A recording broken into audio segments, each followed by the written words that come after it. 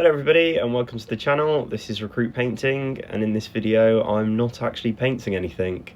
This miniature that you see in front of you was actually painted about 2 years ago, and is kind of sat around without a base, just on his little puddle sort of base that comes with a miniature in a box, kind of doing nothing, until Rob over at Fog of Wargames sent me some of his Flock and Forge basing materials to have a play around with. And I was very lucky to get hold of the new No Man's Land mud from the Flock and Forge range from Fog of Wargames. Try and say that really quickly. So when I got the material, I was really keen to use it.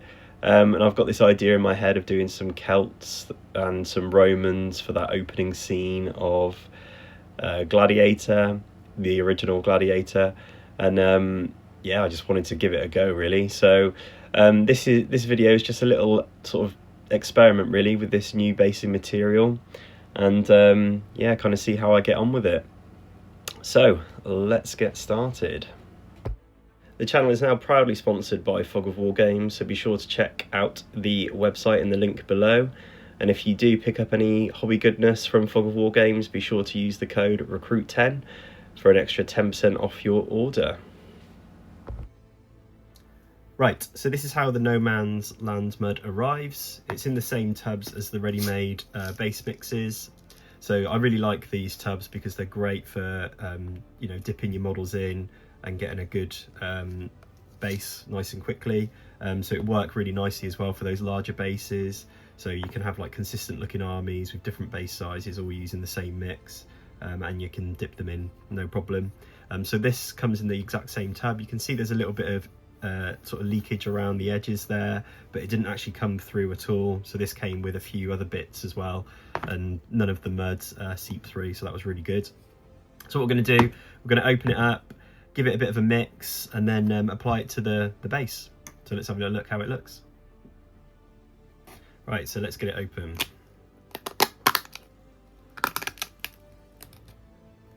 There you go. So there's lots of different textures in there. I've been told it smells good as well, so I'm going to give it a smell. Yep, smells like tea. So that's really good.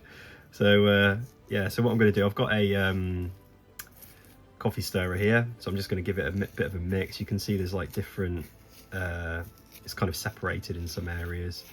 So I just want to give it a good mix. Make sure all of the materials all together. So yeah, you've got like stones in there as well.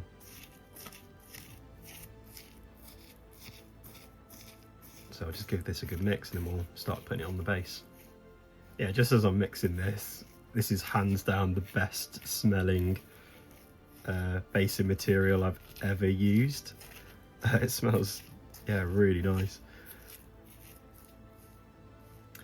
Okay, so that's the basing material all mixed together, and yeah, ready to start using it. So what I'm going to do, I'm going to keep using this coffee stirrer and just kind of place it onto the base. The idea is this is supposed to look like that churned up muddy battlefield. That's the kind of look I want to go for with this guy. I'm thinking of that scene from the opening of the original Gladiator. Kind of thinking of that muddy environment that they were battling in. So I kind of want to reflect that with this guy. And this material seems perfect for that.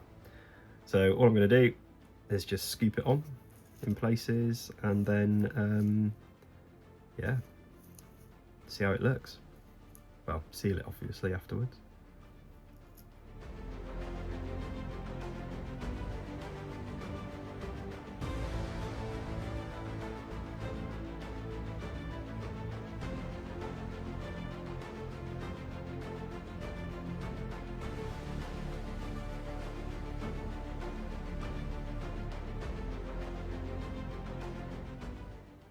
Okay, so that's the basing material on now.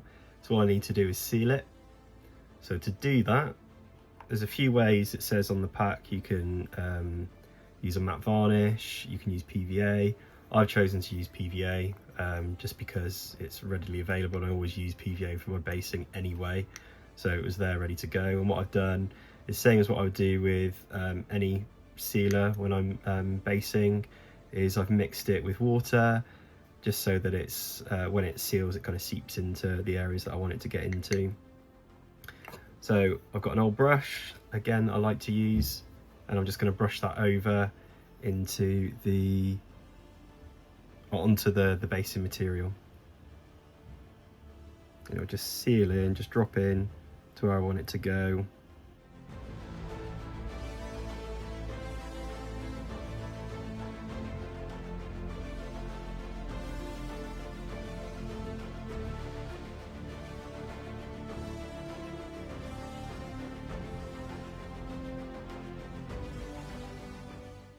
And this is the final result.